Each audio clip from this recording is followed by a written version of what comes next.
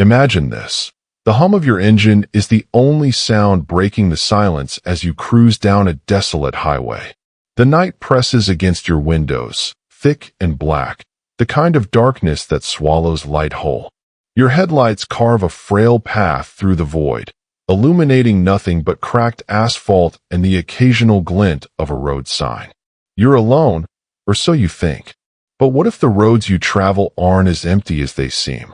What if the shadows flickering in your rearview mirror aren't tricks of the mind, but something watching, waiting, hungering for retribution? Welcome to Mr. X Black. Tonight, we'll peel back the veil on 3 real accounts of restless souls bound to America's highways, spirits driven by vengeance, their stories etched in blood and wreckage. These aren't campfire tales or Hollywood fabrications. These are events whispered about by truckers, documented in faded police reports, and seared into the memories of those unlucky enough to survive. From the cursed stretches of Highway 666 to the infamous Route 66 and the deadly Interstate 4 dead zone, these roads harbor more than just asphalt and mile markers. They're hunting grounds for the damned. Before we plunge into the abyss, I invite you to share your own fears in the comments below. Have you ever felt an icy chill crawl up your spine while driving alone at night? Seen something, or someone, in the corner of your eye that vanished when you turned to look? Heard a sound that didn't belong? Tell us your stories, your nightmares, and let's unravel the terror together. Because once you hear these tales, you might never look at the open road the same way again. Buckle up. Keep your eyes on the road. And whatever you do, don't stop for anyone or anything you see out there. Let's begin with our first story, The Hitchhiker of Highway 666.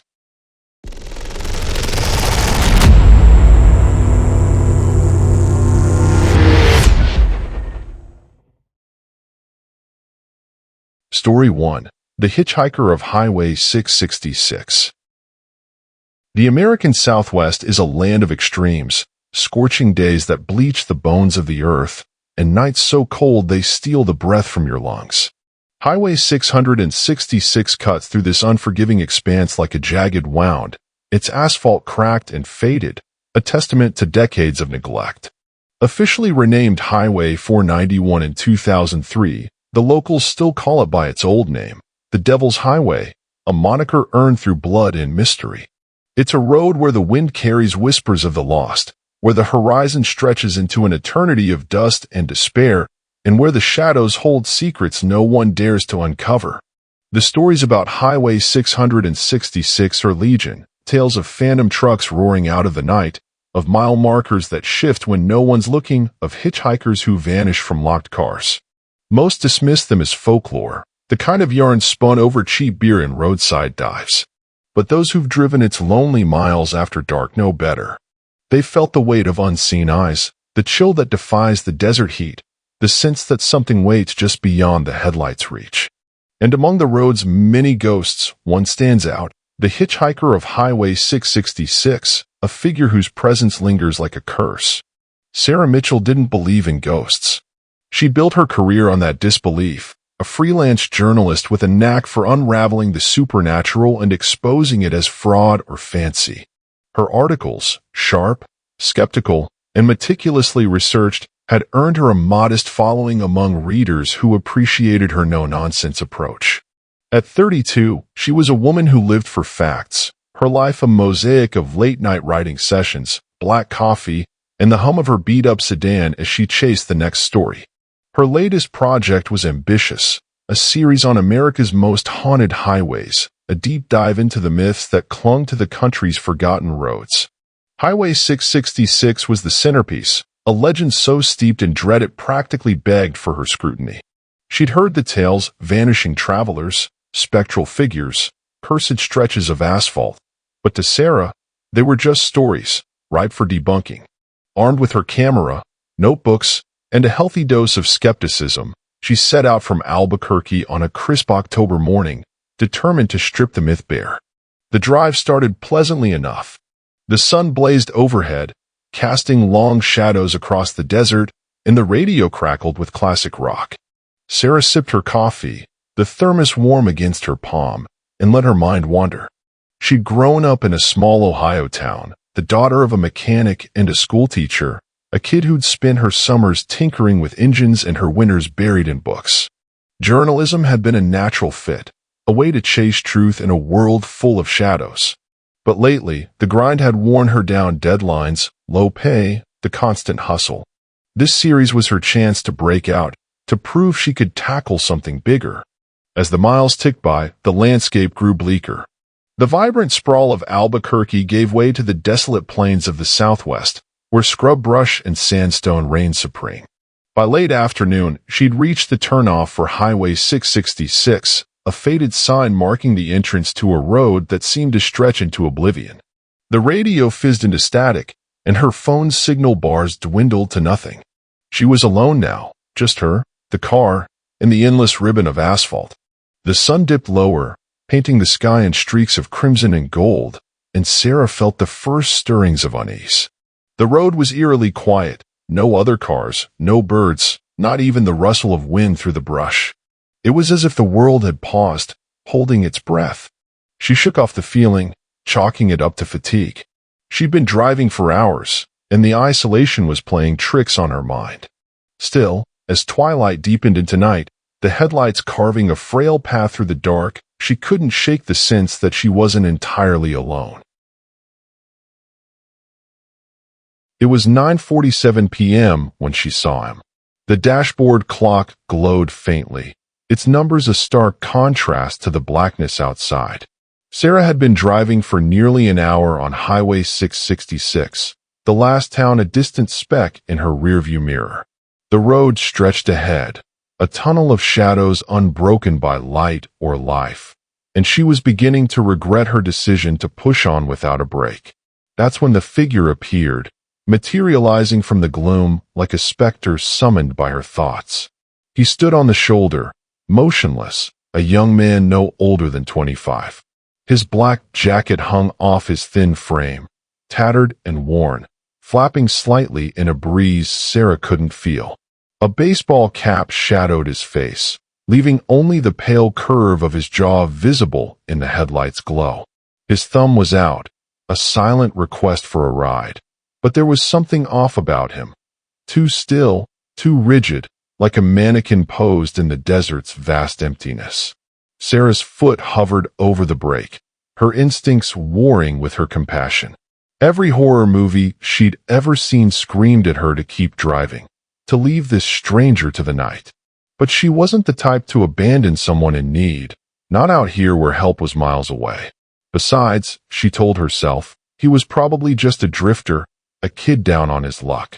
She slowed to a stop, the engine idling with a low growl, and watched as he approached. His steps were slow, deliberate, the crunch of his boots on the gravel unnaturally loud in the silence.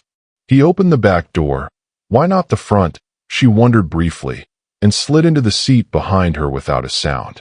Sarah glanced into the rearview mirror, expecting to meet his eyes, but the cap's brim obscured them, leaving only a dark void where a face should be. The air shifted, growing colder, and a faint smell crept into the car, metallic, like blood, mixed with something damp and earthy, like soil after rain. "Where you headed?" she asked, her voice steady despite the unease coiling in her gut. He didn't answer.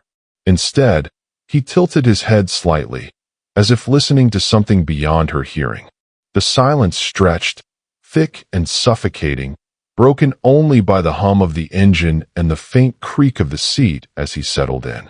Sarah's hands tightened on the wheel, her knuckles whitening. "Okay, then," she muttered, more to herself than to him. "Next town it is." She pressed the gas, and the car surged forward, the headlights slicing through the night. The road ahead was empty, a void that seemed to swallow the world beyond. Sarah tried to focus on driving, on the rhythm of the tires against the asphalt, but the hitchhiker's presence gnawed at her. He hadn't moved, hadn't spoken, yet she felt him there, a weight pressing against her spine. The dashboard lights flickered, casting eerie shadows across the car's interior. Sarah's eyes darted to the mirror again, but he remained still, his head bowed, his face hidden. She opened her mouth to ask another question, anything to break the tension, but the words died in her throat. There was something wrong with him, something she couldn't name, a wrongness that seeped into the air and made her skin crawl. The road curved gently, and ahead, an old wooden bridge loomed into view. Its planks were warped and splintered, a relic from a bygone era, spanning a dry riverbed that yawned like a dark maw beneath it. The structure looked fragile, as if a strong wind could send it crashing into the abyss, and as the car approached, the air grew colder still. The smell intensified, blood and decay, a nauseating blend that made Sarah's stomach churn. She swallowed hard, her heart thudding against her ribs. And then, in an instant, he was gone. The back seat was empty. Sarah slammed on the brakes, the car skidding to a halt on the bridge. She twisted around, her eyes wide with disbelief. The hitchhiker had vanished. No doors had opened, no sound of movement, just absence where a presence had been moments before. Her breath came in ragged gasps, fogging the air as she stared at the empty seat. The smell lingered, a sickly reminder of his existence, but he was gone. "What the hell?" she whispered, her voice trembling. She turned back to the road, her mind racing. Had she imagined him? Was she more exhausted than she realized? But no. The door had opened. She'd heard his boots, felt the car shift as he sat down. He had been real, and now he wasn't. Sarah's hands shook as she gripped the wheel, her breath shallow. She needed to get off this road, to find safety, to escape whatever had just happened. She pressed the gas, the car lurching forward, the bridge's planks groaning beneath the tires. The smell began to fade, the air warming slightly, but the fear remained, a cold knot in her chest. She drove for another hour, her eyes flicking to the rearview mirror every few seconds, half expecting to see him again. But the back seat stayed empty, and the road stretched on, relentless and unforgiving. Finally, the lights of a small town appeared on the horizon, a faint glow against the night sky. Sarah exhaled, her hands still trembling. She'd made it. The town was a speck on the map, a cluster of weathered buildings clinging to the edge of the desert, a gas station, a diner, a motel with a neon sign that buzzed vacancy and flickering red. Sarah pulled into the motel's lot, the gravel crunching under her tires, and turned off the engine. She sat there for a moment, staring at the steering wheel, trying to process what had happened. Maybe she'd been driving too long. Maybe her mind had conjured him from the shadows. But deep down, she knew that wasn't it. Something had been in her car, something unnatural. She checked into the motel. The clerk, a grizzled man with a cigarette dangling from his lips, barely glancing up as he handed her a key. Her room was small and musty, the wallpaper peeling, the bed sagging in the middle, but it was a refuge from the road. Sarah locked the door, double-checking the deadbolt, and collapsed onto the mattress. Sleep came in fits and starts, her dreams haunted by the crunch of boots and the smell of decay. Morning brought pale light through the curtains and a dull ache in her bones. Sarah showered, the hot water doing little to wash away the unease, and downed a cup of bitter motel coffee. She needed answers, needed to know if what she'd seen was real or a trick of her tired mind. After packing her gear, she crossed the street to the diner, a squat building with cracked windows and a faded sign that read Maggie's Place. The diner was quiet, save for a handful of locals hunched over their breakfasts. Sarah slid into a booth, ordering pancakes and coffee from a waitress whose face bore the weight of too many years. As she waited, she pulled out her notebook, jotting down every detail she could recall: the hitchhiker's jacket, the cap, the vanishing act. She needed to treat this like any other story, to find the truth beneath the terror. "Mind if I join you?" Sarah looked up to see an older man standing by her booth, his face etched with lines of age and sun. He wore a faded flannel shirt and a baseball cap, his eyes sharp and knowing. "Sure," she said, gesturing to the seat across from her. He sat, folding his hands on the table. "Name's Hank. Saw you rolling last night. Looked like you'd seen something you didn't want to see." Sarah forced a smile. Just tired from the drive. Hank's gaze lingered, skeptical. You were on 666, weren't you? She nodded, her pulse quickening. Yeah, I'm writing about haunted highways. Thought I'd check it out. Hank whistled low. Brave or foolish, not sure which. That road's got a past, and it ain't friendly. What do you mean? He leaned in, his voice dropping. Folks, round here don't talk about it much, but there's things on 666, things that don't belong. You see anything out there? Sarah hesitated, then decided to trust him. I picked up a hitchhiker. Young guy, black jacket, cap. Didn't say a word, then vanished from my back seat. Hank's face paled, his hands tightening around his muck. You saw him. Who? The boy. Billy Ray Tanner. Died on that bridge back in '89. Sarah's stomach dropped. What bridge? The wooden one, about 20 miles back. You crossed it, didn't you? She nodded, her throat dry. Hank sighed, rubbing his face. Billy was hitching home from a party. Drunk driver picked him up, lost control on the bridge. Car went over, into the riverbed. Billy didn't make it. Found him a week later, face smashed up bad. Been haunting that road ever since. Sarah scribbled notes, her hand shaking. So he's a ghost? That's what they say. Shows up, hitches rides, then disappears. But it ain't just that. Once he's with you, he don't let go. What do you mean? People who pick him up, they don't last long. Accidents, mostly. Cars wrecked, bodies found miles from where they saw him. No skid marks, no reason, just gone. Sarah's heart raced. You're saying he kills them? Hank shrugged. Something does. Maybe it's him. Maybe it's the road. If I were you, I'd stay off 666. She forced a laugh. I don't believe in ghosts.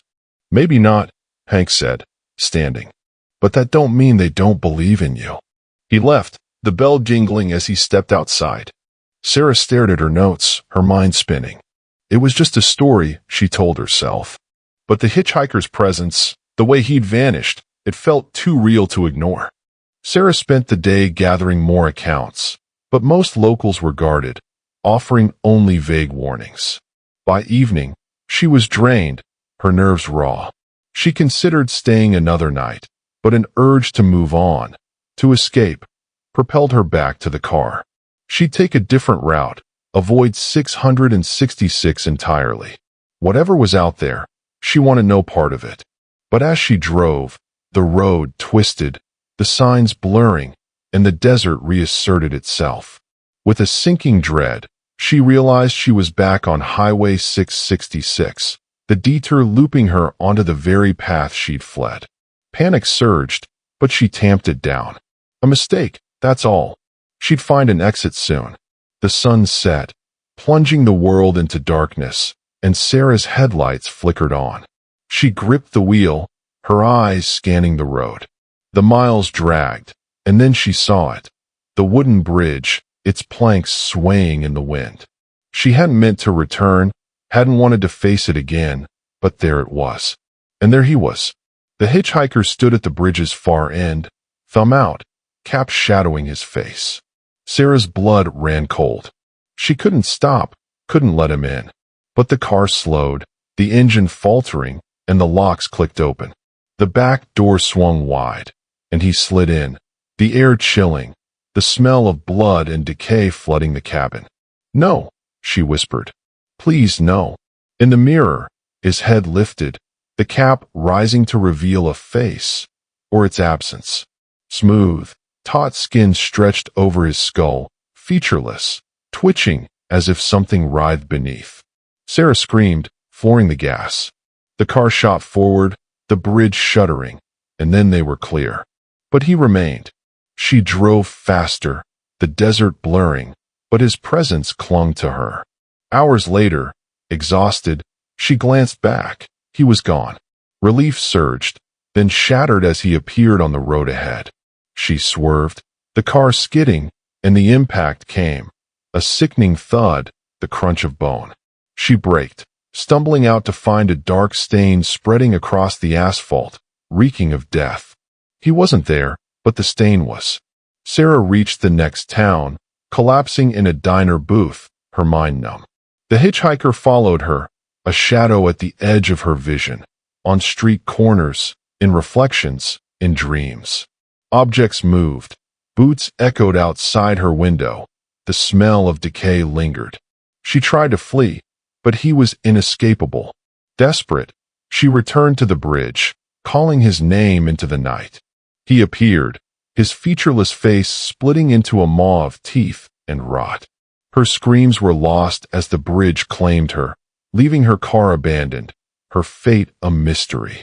Highway 666 endures, its ghosts unbound by name changes. The hitchhiker waits, a silent specter of vengeance, and those who stop for him rarely return. Some roads, it seems, are paved with more than asphalt. They're paved with the restless dead.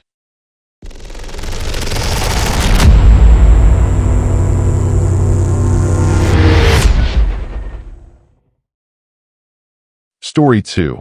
The Phantom Truck of Route 66. Emily Harper had always been drawn to roads, their twists, their turns, the stories they held in every mile. Route 66 was the greatest of them all, a faded artery of America's past, stretching from Chicago to Santa Monica like a thread woven through time. For Emily, it wasn't just a highway. It was a lifeline, a way out of the wreckage her life had become. At 28, she was running from a broken engagement that had left her hollow.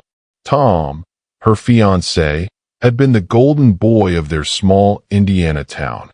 Charming, ambitious, the kind of man everyone said was destined for greatness. When he left her for a co-worker, the town's pity had been suffocating, their whispers a constant hum in her ears.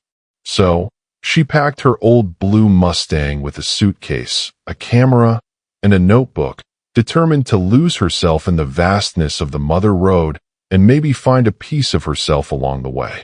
The first few days were a blur of freedom. She cruised past crumbling billboards and quirky roadside attractions.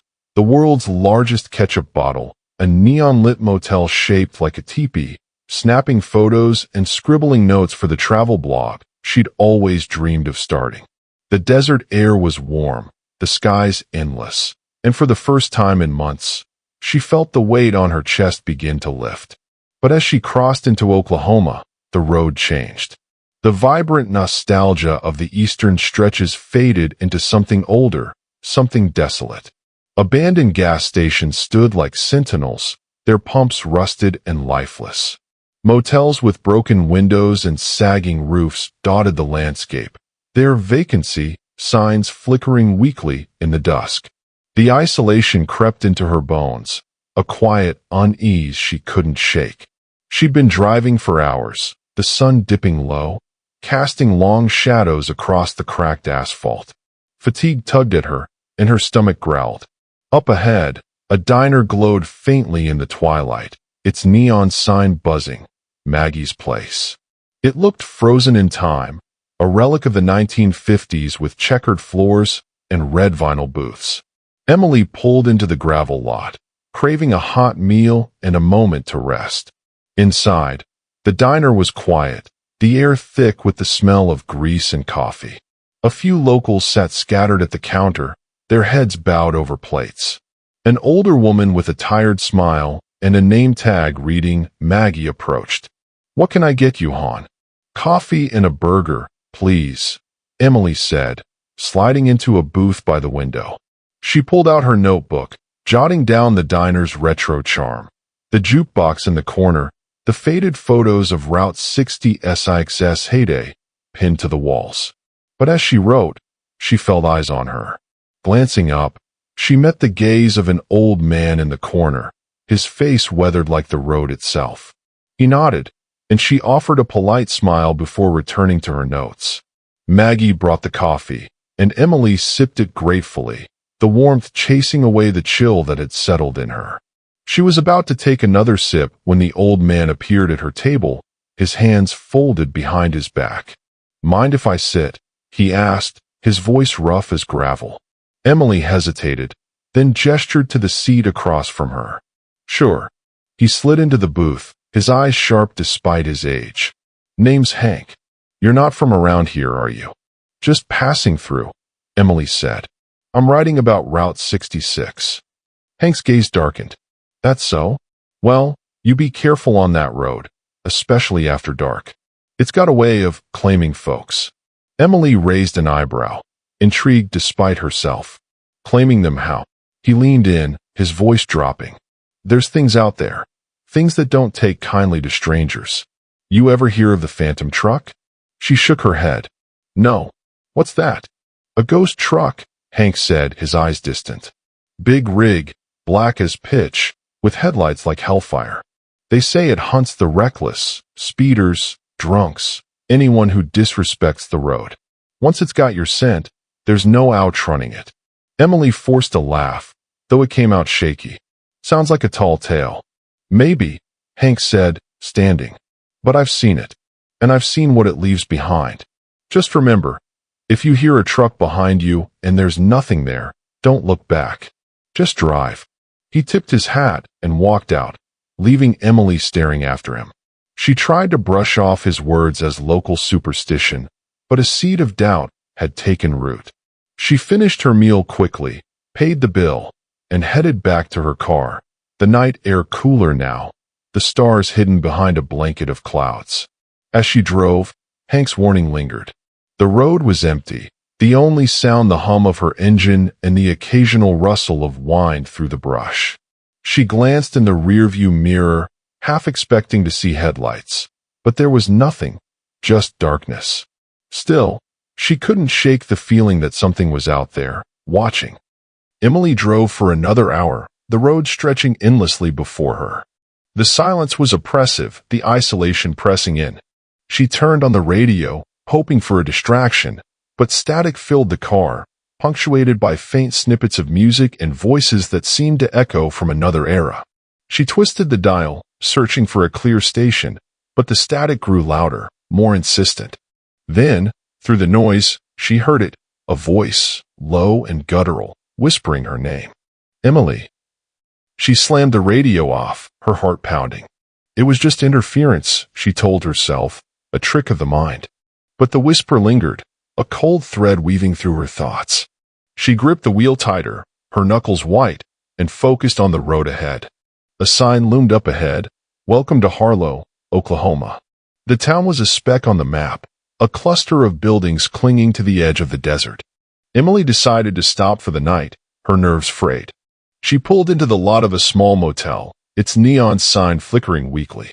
The clerk, a bored teenager, handed her a key without looking up from his phone. Her room was sparse but clean, the bed creaking as she sat down. She tried to relax, but the unease wouldn't leave her. She pulled out her laptop, intending to work on her blog, but her thoughts kept drifting back to Hank's story. Curiosity won out, and she typed Phantom Truck Route 66 into the search bar. The results were thin, a few forum posts, a blurry photo of what might have been headlights in the distance, and articles dismissing the legend as folklore. But one post caught her eye, a first-hand account from a trucker named Roy, dated 5 years ago. "I was hauling freight through Oklahoma when I saw it. A black semi, no plates, no driver. It came out of nowhere, tailing me for miles. I tried to shake it, but it was like it was glued to my bumper. Then, just as I thought I'd lost it, it slammed into me. My rig flipped, and I woke up in the hospital. They said I was lucky to be alive, but I know it wasn't luck. That thing let me live. It's still out there, waiting." Emily closed the laptop, her skin prickling. It was just a story, she told herself.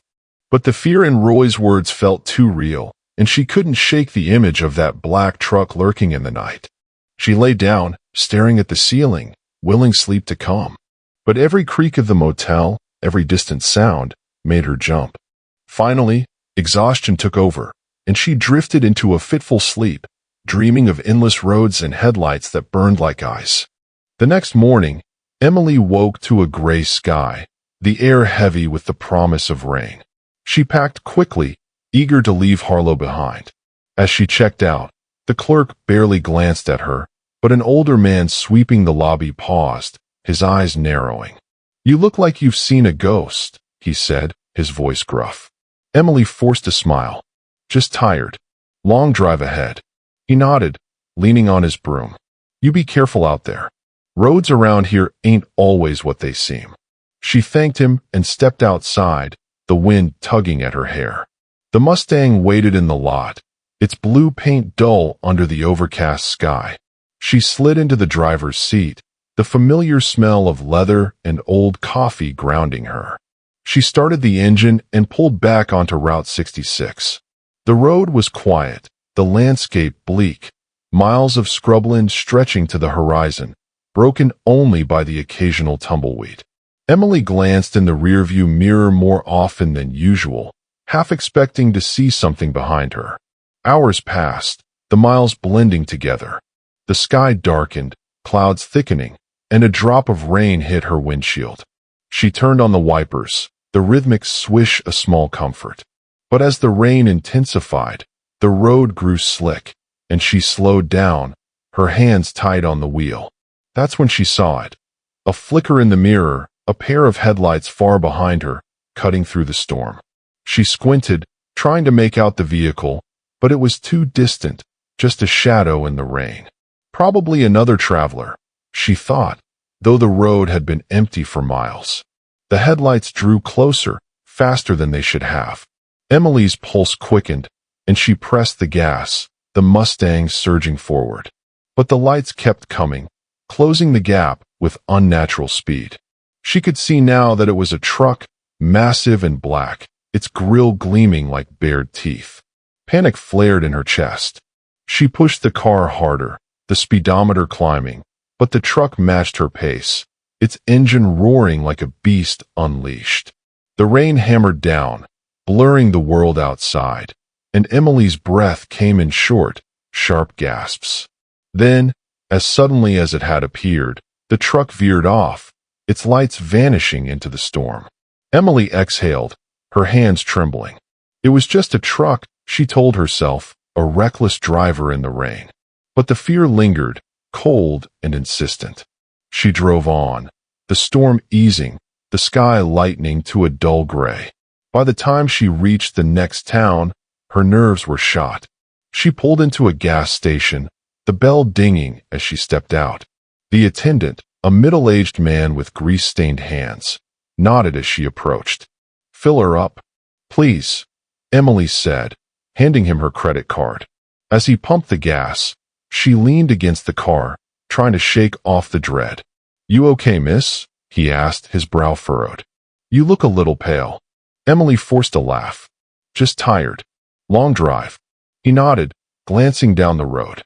"You're on 66, huh? Be careful out there. Folks say that road's haunted." Her stomach tightened. Haunted by what? He shrugged. "Ghosts, I guess. There's a story about a truck that drives itself, chasing people down. They call it the Phantom Truck." She swallowed hard. "Have you seen it?" "Nah," he said, shaking his head. "But my cousin swears he did. Said it nearly ran him off the road. He ain't been the same since." Emily paid and got back in her car, the attendant's words echoing in her mind. She tried to rationalize it. Small towns thrived on legends, and Route 66 was famous for them. But the memory of those headlights, the way the truck had pursued her, felt too real to dismiss. As she pulled back onto the road, the sun broke through the clouds, casting a golden glow over the landscape. She took a deep breath, letting the warmth calm her. Maybe it was just a story, and she was letting her imagination run wild. She had a long way to go, and she couldn't afford to be distracted by ghosts. But as the miles stretched on, the unease returned, a whisper in the back of her mind. It's still out there, waiting. The sun dipped lower, painting the sky in hues of orange and purple. Emily had planned to stop in Amarillo for the night, but the encounter with the truck had rattled her, and she decided to push on, hoping to outrun the growing dread. The road was empty, the only sound the hum of her tires on the asphalt. As darkness fell, the temperature dropped, and she turned on the heater, the warm air a comfort against the chill. She reached for the radio, hoping for some music, but the static returned, louder this time, a wall of white noise that made her wince. She twisted the dial, searching for a station, but the static grew, punctuated by faint, distorted voices. Then, clear as day, a voice cut through. "Emily." She slammed the radio off, her heart racing. It was impossible. Radios didn't know your name. It had to be a coincidence, a trick of the mind. But the voice had been so clear, so close, as if someone were sitting beside her. She glanced in the rearview mirror, half expecting to see someone in the back seat, but it was empty. Still, the feeling of being watched persisted, a prickling sensation on the back of her neck. She tried to focus on the road, on the white lines flashing by, but her mind kept drifting back to the voice, to the truck, to Hank's warning. Suddenly, the car shuddered, the engine sputtering. Emily's eyes widened as the dashboard lights flickered, the speedometer needle jerking wildly. She pressed the gas, but the car slowed, the engine choking as if starved for fuel. Panic surged. She was miles from the nearest town, alone in the dark. "Come on," she muttered, pumping the pedal. The car lurched forward, then died completely, rolling to a stop on the shoulder. She slammed her hands on the wheel, frustration and fear boiling over. She tried the ignition, but the engine wouldn't turn over. It was dead. She grabbed her phone, but the screen showed no signal, the bars mocking her with their absence. She was stranded. Taking a deep breath, she stepped out of the car, the night air cool against her skin. The road was silent, the only light from the stars overhead. She popped the hood, though she knew little about engines, hoping to spot something obvious, a loose wire, a disconnected hose. But everything looked fine, as far as she could tell. As she leaned over the engine, a sound echoed in the distance, a low, rumbling growl, like a beast stirring from sleep. Emily froze, her blood turning to ice. She knew that sound. The truck. It was coming. She slammed the hood down and ran back to the driver's seat, locking the doors. The rumble grew louder, closer, and she peered into the darkness, her breath shallow. Then, she saw them, two pinpricks of light on the horizon, growing larger, brighter, until they flooded the car with a sickly yellow glow. The truck roared past, a massive shadow that shook the ground, its horn blasting a deafening wail. Emily screamed, covering her ears, but the sound pierced through, a scream of rage and pain. Then, as quickly as it had come, it was gone, the taillights vanishing into the night. Emily sat there, trembling, her heart pounding. The truck hadn't stopped, hadn't veered toward her. It had passed by, as if toying with her, letting her know it was there. She tried the ignition again, and to her surprise, the engine roared to life. The dashboard lights steadied, the radio silent. She didn't question it. She threw the car into gear and sped away, her hands shaking on the wheel. She drove for hours, pushing the Mustang to its limits, desperate to put distance between herself and that stretch of road. By the time she reached Amarillo, her nerves were frayed, her body exhausted. She found a motel, checked in, and collapsed onto the bed, too tired to undress. But sleep didn't come easily. Every time she closed her eyes, she saw those headlights, heard that horn, felt the truck's presence like a shadow over her soul. She knew, deep down, that it wasn't over. The phantom truck had marked her, and it wouldn't stop until it claimed her. The next morning, Emily woke to a pale dawn, the sky streaked with pink and gold. She felt hungover, though she hadn't touched a drink, her body heavy with fatigue and fear. She needed to get off Route 66, to find another way west, but something pulled her back, a need to face whatever was haunting her, to prove she wasn't losing her mind. After a quick breakfast, she hit the road again, the Mustang purring beneath her. The day was bright, the air crisp, and for a while, she felt almost normal. But as the miles ticked by, the unease returned, a creeping dread that settled in her bones. By afternoon, she was deep in the Texas panhandle, the landscape flat and endless. She hadn't seen another car for hours, the road stretching out like a forgotten path to nowhere. She tried to distract herself with music, but the radio remained silent, as if the truck's presence had scared away even the signals. Then, in the distance, she saw it, a dark shape on the horizon, shimmering in the heat. At first, she thought it was a mirage, but as she drew closer, it solidified into a truck parked on the shoulder, its cab black as night, its chrome grille gleaming like a predator's smile. Emily's heart skipped a beat. It was the phantom truck, waiting for her. She slowed down, her instincts screaming at her to turn back, but there was nowhere to go. The road was a straight line, with no exits, no side roads. She was trapped. As she passed the truck, she glanced inside the cab, expecting to see a driver, but the windows were tinted, reflecting only her own terrified face. Then, with a roar, the truck's engine came to life, and it pulled onto the road behind her, its headlights flaring. The chase began. Emily floored the gas, the Mustang leaping forward, but the truck was faster, closing the gap with ease. She could see it in the mirror, its grille filling the frame, its horn blasting a furious wail. The sound was deafening, a scream that seemed to come from everywhere, shaking the car's frame. She swerved, trying to stay ahead, but the truck matched her every move, its tires screeching on the asphalt. Sparks flew as it grazed her bumper, the impact jolting her forward. Emily screamed, her hands slick with sweat, the wool slipping in her grip. The road blurred, the world narrowing to the strip of asphalt and the monstrous shape behind her. She pushed the car to its limits, the speedometer climbing past 90, then 100, but the truck kept pace, its engine roaring like a beast from hell. Then, with a sickening crunch, the truck slammed into her, sending the Mustang spinning. Emily fought for control, the car skidding across the lanes, tires screeching. She braced for impact, but somehow, the car righted itself, coming to a stop on the shoulder. Breathing hard, she looked back. The truck was gone. The road was empty, the only sound the hiss of her engine and her own ragged breaths. She sat there, stunned, her body trembling with adrenaline. But she knew it wasn't over. The phantom truck didn't just disappear, it was playing with her, savoring the hunt. She had to find a way to stop it, to break whatever curse had latched onto her. And to do that, she needed to know who, or what, was driving that truck. Emily drove on, her nerves frayed, her mind racing. She needed answers, and she needed them fast.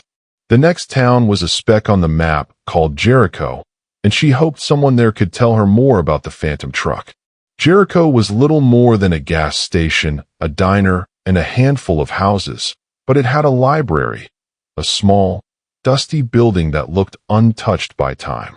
Emily parked and stepped inside, the smell of old paper and mildew greeting her.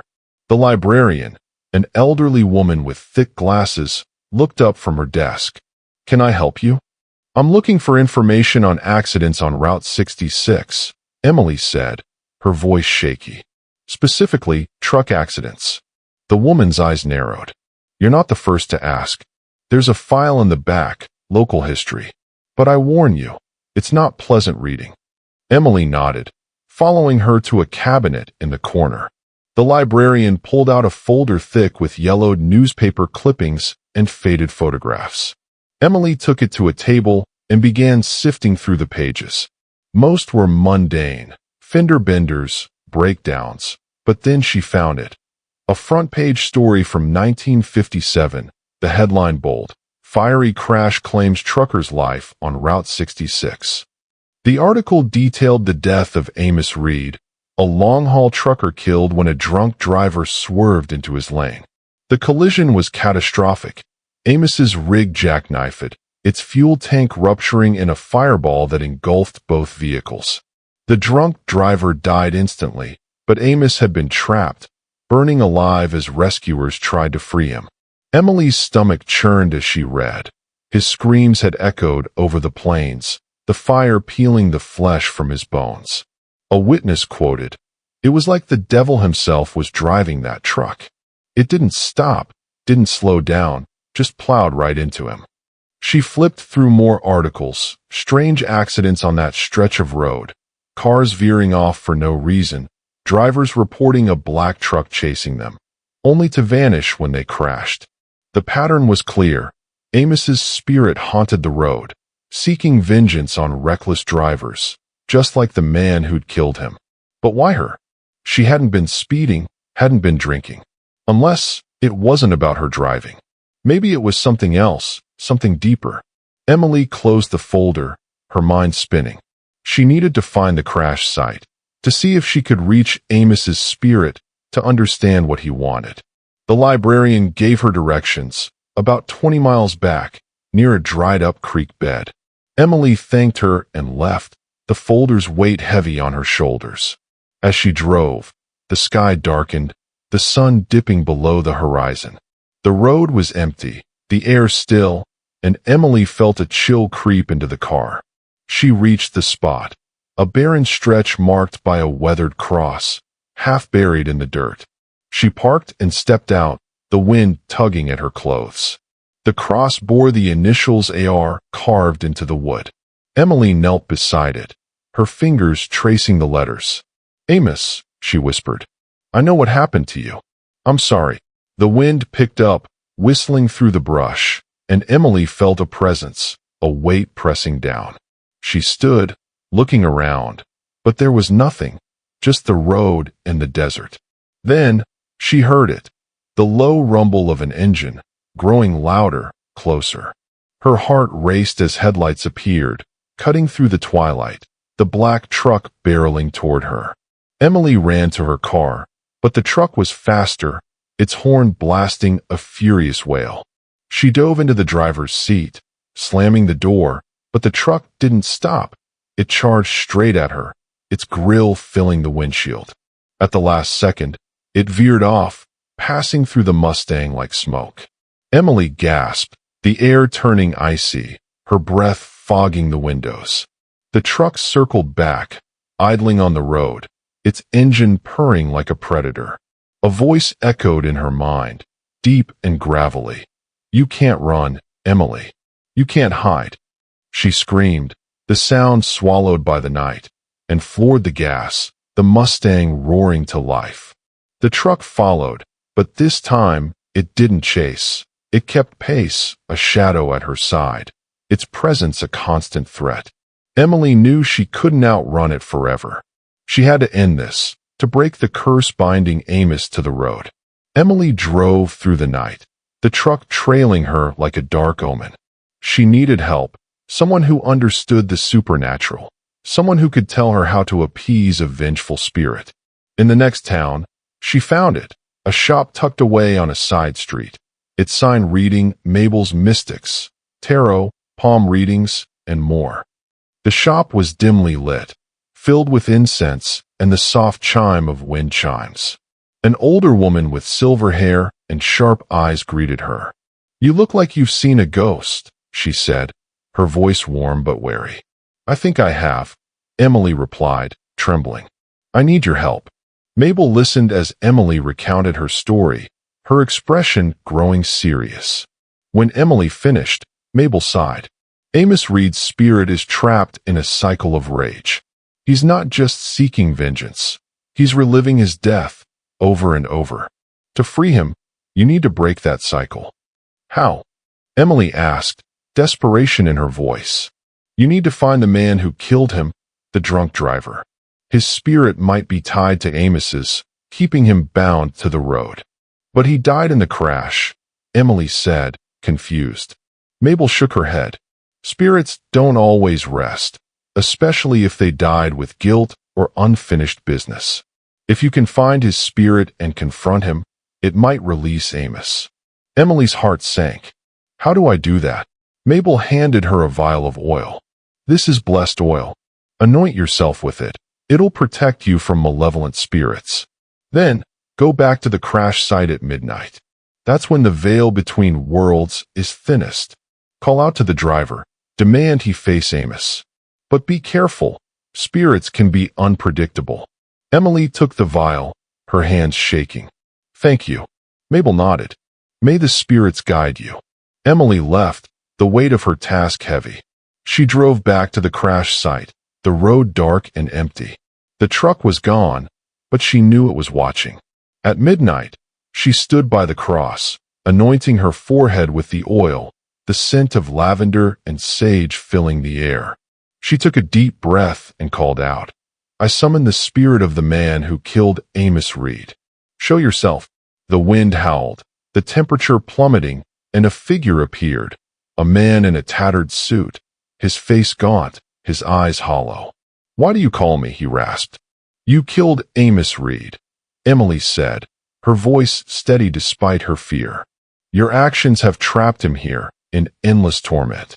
You need to face him, to set him free." The spirit laughed, a hollow sound. "I died that night just like him. What more can I do?" "Apologize," Emily said. "Acknowledge what you did. Maybe that's enough to break the cycle." The spirit's face twisted with rage. "I owe him nothing. He was in my way." The ground shook, and the phantom truck appeared, its headlights blazing. It charged toward the spirit, but the spirit vanished, reappearing beside Emily. "You can't make me," he sneered. Emily's heart raced. "Amos," she shouted. "He's here. Face him." The truck stopped, its engine idling, and a figure stepped out. A man, charred and broken, his eyes burning with fury.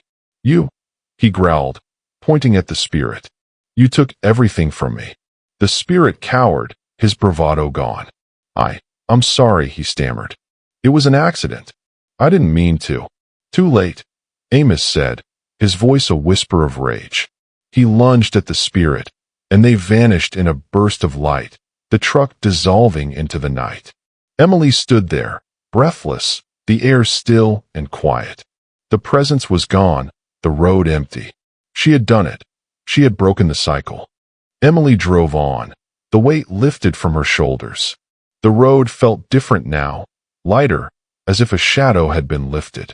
She reached Santa Monica days later, the ocean sparkling in the sunlight, and she knew she had found her peace. But sometimes, when she drove at night, she'd glance in the rearview mirror, half expecting to see those headlights again. And though she never did, she couldn't shake the feeling that Route 66 still held secrets, waiting for the next traveler to uncover them. For it was more than a road. It was a graveyard of dreams, a haunt of lost souls, and a reminder that some journeys never truly end.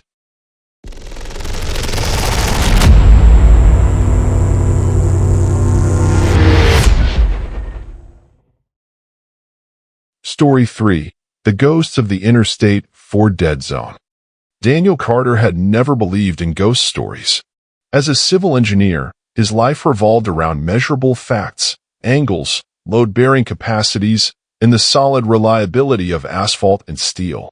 To him, the world was a puzzle to be solved with logic, not a canvas for superstition. Yet, standing at the edge of the Interstate 4 construction site, he couldn't entirely dismiss the unease that prickled at the back of his neck.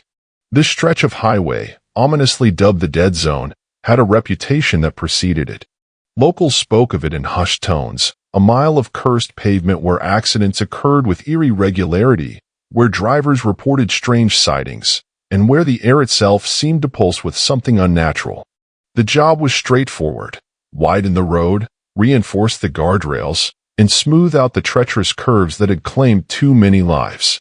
It was nothing Daniel hadn't done before in his 15 years on the job. But as he surveyed the cracked asphalt, the twisted metal barriers, and the dense wall of trees lining the site, he felt a flicker of doubt. The workers moved with a restless energy, their chatter tinged with nervousness, their eyes darting toward the shadows cast by the looming overpass. "Boss, you sure about this?" Miguel, Daniel's trusted foreman, approached, wiping sweat from his brow despite the early morning chill.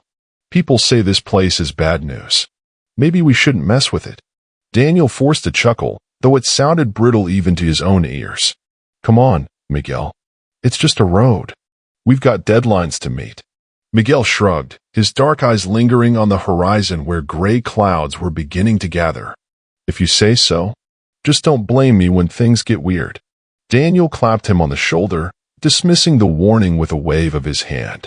He turned back to the blueprints spread across the hood of his truck, determined to focus on the task at hand. The crew got to work, the roar of machinery drowning out the whispers of doubt that lingered in the air. As the day progressed, the earth yielded its secrets. The workers unearthed fragments of the road's violent history, shards of windshield glass glinting in the sunlight, a rusted hubcap half buried in the dirt, and, most unsettlingly, a child's shoe, its laces still tied in a neat bow. Each discovery felt like a message, a quiet admonition from the ground they were tearing apart. The crew grew quieter, their usual banter replaced by uneasy glances and muttered curses. By dusk, the site was bathed in the golden glow of the setting sun, but the warmth did little to dispel the chill that had settled over them. Daniel stayed late, reviewing progress reports under the harsh beam of a work lamp, determined to prove there was nothing to fear. Yet, as the shadows lengthened and the forest beyond the site grew dark, he couldn't shake the sensation of being watched. A rustle in the bushes made him jump, but when he turned, there was nothing, just the wind, he told himself. Driving home that night, the road stretched out before him, black and endless under a starless sky. He kept his eyes fixed ahead, but in the corner of his vision, something flickered in the rearview mirror, a shape, indistinct and fleeting. He whipped his head around, but the back seat was empty. His pulse quickened, and he gripped the steering wheel tighter, chalking it up to exhaustion. He was a rational man, not one to jump at shadows. Still, as he pulled into his driveway, he couldn't help but glance back one last time, half expecting to see something staring back. The next morning, Daniel arrived at the site to find the crew clustered around a patch of freshly excavated earth. Their faces were pale, their voices low and urgent. Miguel knelt beside the find, his hands hovering over a small, rusted lunchbox adorned with faded cartoon characters, a relic that seemed out of place amidst the gravel and dust. "What's going on?" Daniel asked, pushing through the group. "We found this," Miguel said, his voice tight. "Just sitting there, like it was waiting for us." Daniel crouched beside him, his fingers brushing the corroded metal. It was the kind of lunchbox a child might carry, cheerful and innocent, yet its presence here, on this infamous stretch of road, sent a shiver through him. "Probably from an old accident," he said, standing up. "Log it, and let's keep moving." But the discoveries didn't stop. As the crew dug deeper, they unearthed more, a shredded backpack, its straps tangled in the roots of a tree, a wristwatch with a cracked face, its hands frozen at 3:33, and a porcelain doll, its painted eyes missing, leaving hollow sockets that stared blankly at the sky. Each item deepened the crew's unease, and by midday, they were whispering about curses and restless spirits. Daniel tried to maintain order, barking orders over the rumble of machinery, but his own composure was fraying. He caught himself glancing over his shoulder, half expecting to see a figure standing just out of sight. The rational part of his mind insisted it was nothing, stress, perhaps, or the power of suggestion, but the weight of the crew's fear was contagious. That afternoon, he decided to investigate the dead zone's history. If there was a logical explanation for its reputation, he needed to find it to put everyone's minds at ease. He drove to the local library, a squat building with peeling paint and rows of dusty shelves. The librarian, an elderly woman named Mrs. Harrow with sharp, knowing eyes, greeted him with a nod. "You're here about the road, aren't you?" she said, her voice raspy with age. Not the first to come asking. Daniel explained his purpose, and she led into a cluttered back room filled with yellowed newspapers and crumbling files. "Be careful what you dig up," she warned as she handed him a stack of documents. "Some things don't like being disturbed." He spread the files across a table and began to read. The first clipping was from October 1960, detailing a tragedy that made his stomach lurch. A school bus carrying 32 children and their driver, Harold Jenkins, had veered off Interstate 4 and plunged into a creek. Jenkins, a known alcoholic, had been drunk at the wheel, his blood alcohol level far exceeding the legal limit. The bus sank quickly into the muddy water, trapping the children inside. By the time rescuers arrived, it was too late. Their small bodies were pulled from the wreckage, pale and lifeless, some still clutching their seats in a desperate, futile grip. The article spared no detail, The children's screams had echoed across the water, silenced as the bus filled with muck. Jenkins had survived the crash only to drown when he tried to flee, his body found tangled in the steering wheel, his face frozen in a grimace of terror. The site of the accident was the exact stretch of road Daniel's crew was now working on, the dead zone. He flipped through more reports, accounts of unexplained phenomena in the decades since. Drivers reported their cars stalling without cause, their radios crackling with static that sounded like distant voices. Others claimed to see children standing on the roadside, their clothes soaked and dripping, only to vanish when approached. One story chilled him to the bone.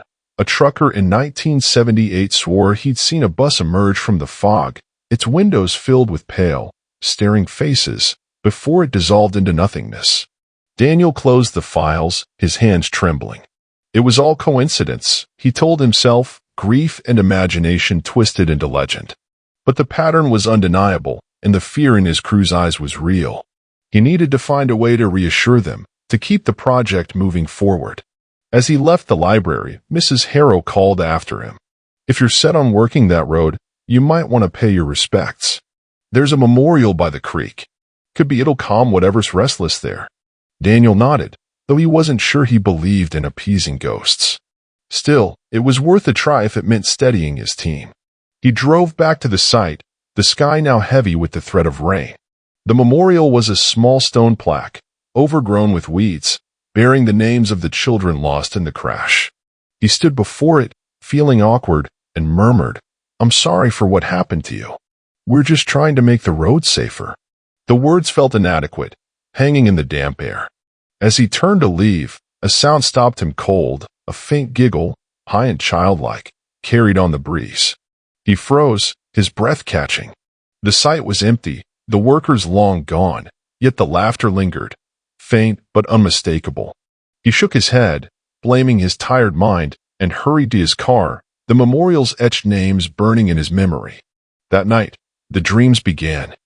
In his dream, Daniel stood on the banks of the creek, its water black and glassy under a moonless sky. The air reeked of decay, a thick, cloying stench that coated his throat. Bare trees loomed overhead, their branches clawing at the darkness like skeletal fingers. Then came the sound, children singing, their voices sweet and haunting, weaving a melody he recognized but couldn't place. "Ring around the rosy, pocket full of posies." The song grew louder, closer, and shapes emerged from the water, small figures, their skin pale and swollen, their eyes sunk in pits. They moved toward him, leaving trails of slime in the mud, their hands outstretched. He tried to run, but his feet sank into the earth, anchoring him as the children closed in. "Ashes, ashes, we all fall down." Their fingers brushed his skin, cold and wet, and he jolted awake, gasping for air. His sheets were drenched with sweat, his bedroom cloaked in shadow. The clock glowed 3:33 a.m., the same time frozen on the unearthed wristwatch. He lay there, heart hammering, trying to banish the image of those dead, reaching hands. It was just a nightmare, he told himself, born of the day's discoveries. But the laughter echoed in his ears, refusing to fade. The next day, the crew was visibly shaken. Tools vanished, only to reappear in inexplicable places, hammers floating in the creek, shovels buried upright in the soil. One worker, a burly man named Tony, swore he'd found a child's handprint smeared across his truck's windshield, though no children had been near the site. Daniel dismissed it as a prank, but his own doubts were growing, gnawing at the edges of his rationality. By midweek, the incidents escalated. A bulldozer's engine burst into flames without warning, its operator leaping clear just as the cab became an inferno. A section of scaffolding collapsed, sending 2 workers to the hospital with shattered limbs. Each night, the dreams returned, more vivid and suffocating. Daniel saw the bus sinking into the creek, heard the children's screams muffled by water, watched their faces press against the windows, their eyes wide with terror as they clawed at the glass. He woke each morning exhausted, dark circles bruising his eyes, his nerves stretched thin. During the day, he began to notice flickers of movement, shadows darting between the trees, small figures vanishing when he turned to look. He told himself it was fatigue, a trick of the light, but the line between reality and nightmare was blurring. On Friday, Miguel pulled him aside, his face etched with worry. "Boss, we need to talk. The guys are freaking out. They think this place is cursed, that we're stirring up something we shouldn't." Daniel rubbed his temples, a throbbing headache pulsing behind his eyes. "It's just a road, Miguel. We can't shut down because of some old stories." "It's not just stories," Miguel insisted, lowering his voice. "You've seen what's happening, the fires, the collapses. And I know you're not sleeping. You've got the same look my abuela had when she saw spirits. We need to do something before someone dies." Daniel's resolve wavered. He wanted to argue, to cling to his skepticism, but the evidence was mounting, and Miguel's fear was palpable. "What do you suggest?" he asked, his voice weary. "There's a woman in town, a medium named Elena. She's dealt with stuff like this before.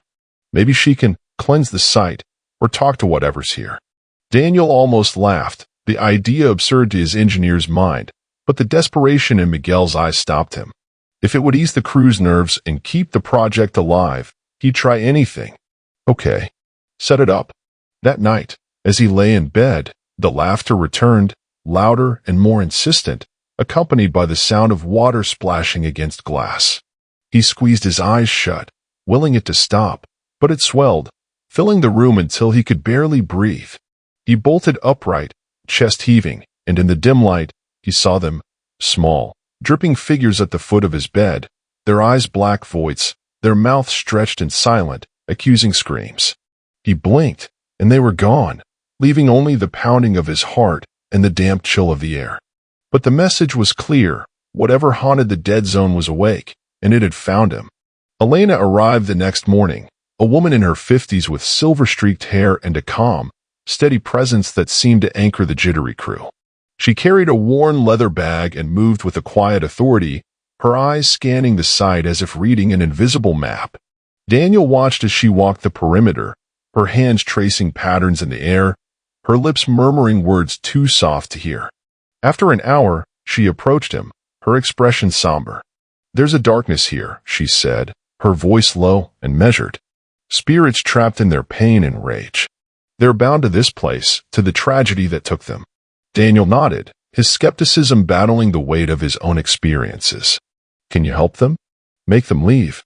"It's not that easy," Elena replied, shaking her head. "These spirits are tethered by their deaths, by an injustice they can't let go of. They want something justice, maybe, or acknowledgement. Until they get it, they'll keep haunting this road." "What do they want?" Daniel asked, his mouth dry. "I'm not sure," Elena admitted, "but I can try to reach them, see if they'll speak." That night, under a sky devoid of stars, Elena set up a circle of candles near the creek, their flames casting eerie shadows on the water's surface. The crew gathered around, their faces tense, while Daniel stood apart, arms crossed, torn between curiosity and disbelief. Elena closed her eyes, hands outstretched, and began to chant in a lilting, unfamiliar tongue. The air grew cold, a sudden wind rustling the trees. The candles flared, their light shifting to a sickly green, and a low, mournful moan rose from the ground. The earth trembled, a faint vibration that set Daniel's teeth on edge. "Spirits of the dead zone," Elena called, her voice cutting through the night. "We seek to understand your sorrow, to help you find peace. Speak to us." Silence fell, heavy and expectant. Then, a voice answered, small, childlike, but laced with a fury that made Daniel's skin crawl. "He must pay. He must suffer as we suffered." "Who?" Daniel stepped forward, his voice shaking despite himself. "Who must pay?" The voice laughed, sharp and brittle like shattering glass. "The one who killed us. The one who left us to drown." Elena's eyes snapped open, wide with realization. "They mean the driver, Harold Jenkins. His spirit's still here, hiding from them. They want him to face what he did." Daniel frowned, his mind racing. "But he's dead. What can they do to him now?" "Spirits don't see death the way we do," Elena said. "They're trapped in their anger, and they'll punish anything or anyone in their path until they get justice." The voice returned, louder, a chorus of rage. "Find him. Bring him to us, or we'll take you instead." A gust of wind snuffed out the candles, plunging the side into darkness.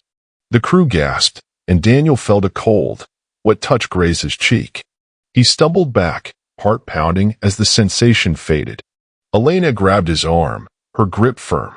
"You need to get out of here," she said urgently. "They've marked you. If you stay, they'll pull you into their torment." "I can't just walk away," Daniel protested, shaking his head. "This project, it's my responsibility. There has to be a way to stop this." Elena's gaze softened with pity. "Then you'll need to find Jenkins's spirit and force him to confront them. It's the only chance to set them free." Daniel nodded, though the task felt impossible. As the crew dispersed, their faces pale and shaken, he stared into the night, feeling the press of unseen eyes. The dead were watching, and their patience was running thin. The next day, Daniel threw himself into research, desperate for a solution. He returned to the library, poring over old newspapers, police reports, and death records. Harold Jenkins emerged as a broken figure, a Korean War veteran turned school bus driver, plagued by alcoholism and guilt long before the crash. After his death, his body had been buried in an unmarked grave in a neglected cemetery on the outskirts of town, shunned by a community that blamed him for the tragedy. Daniel decided to visit the cemetery, hoping to find some trace of Jenkins's spirit. The graveyard was a tangle of weeds and leaning headstones, the air thick with the scent of damp earth. He located Jenkins's plot, a bare patch of dirt, unmarked and forgotten. Kneeling beside it, he felt absurd but desperate. "Harold Jenkins," he said quietly, "I need to talk to you. The children are still here, suffering because of what you did. You have to face them." The wind stilled, the distant hum of traffic fading. A rough, slurred voice answered from behind him. "Leave me be. I've paid enough." Daniel spun around, his breath catching.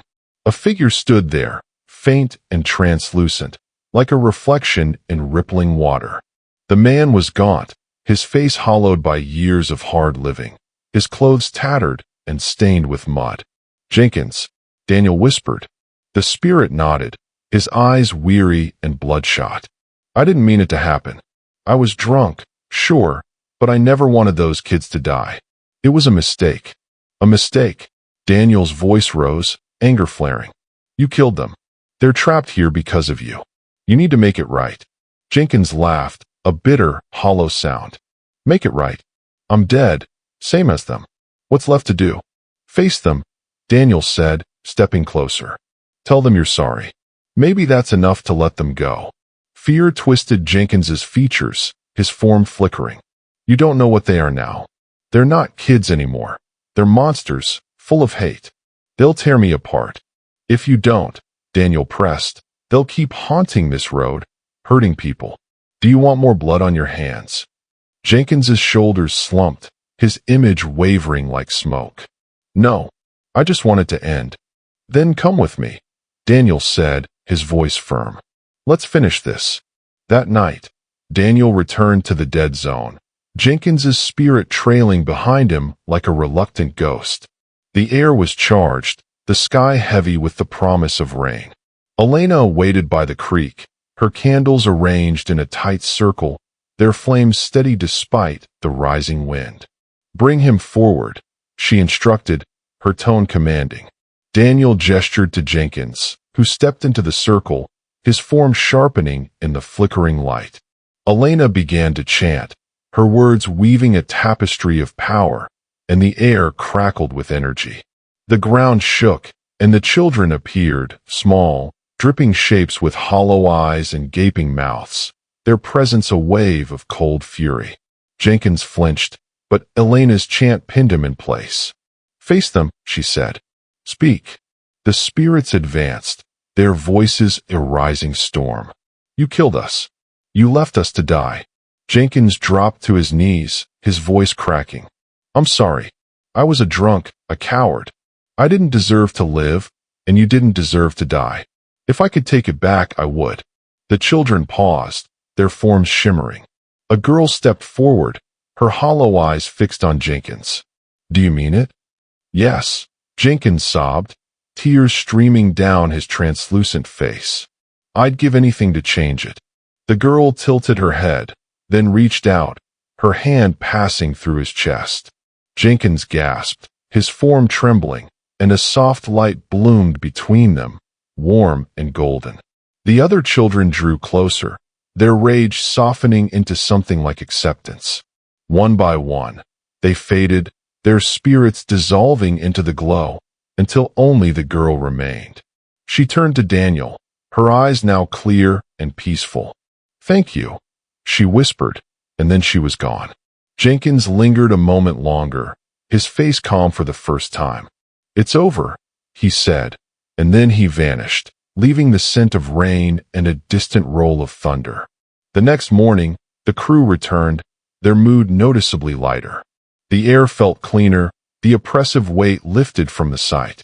Daniel walked the stretch of road, his heart steady, the nightmares finally silent. The project continued without further incident. No more accidents, no more whispers in the dark. Yet, for Daniel, the dead zone would never be just a road again. It was a place of memory, of sorrow and redemption, a testament to the debts that linger beyond death. Driving home that night under a sky ablaze with stars, he felt a quiet peace, knowing the spirits had found rest. But sometimes, when fog shrouded the highway and the pavement stretched dark and silent, he swore he heard them, faint giggles on the wind, a child's whisper in the stillness. And he wondered if they were truly gone, or if they remained, eternal guardians of the road they'd once called home.